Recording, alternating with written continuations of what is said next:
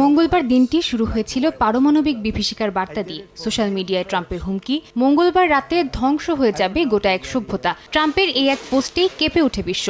আতঙ্ক আর উদ্বেগ ছড়িয়ে পড়ে দেশে দেশে। সামাজিক যোগাযোগ মাধ্যমে ট্রাম্পকে উন্মাদ আখ্যা দিয়ে ইরানিদের জন্য প্রার্থনা ও সহমর্মিতার এক বিরল রাত দেখল বিশ্ববাসী। তবে ৮০ মিনিট বাকি থাকতেই বদলে যায় দৃশ্যপট। যুদ্ধবিরতির ঘোষণা দেন ট্রাম্প।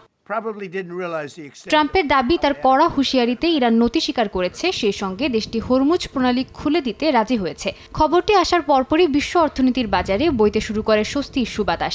যদিও তেহরান বলছে ভিন্ন কথা। ইরানের দাবি, প্রণালীর নিয়ন্ত্রণ থাকবে তাদের হাতেই। এমনকি প্রতিটি জাহাজ চলাচলের জন্য ট্রানজিট ফি আদায়ের পরিকল্পনাও করছে তারা। অর্থাৎ যে প্রণালী আগে উন্মুক্ত ছিল যুদ্ধের পর, তা এখন ইরানের টোল প্লাজা।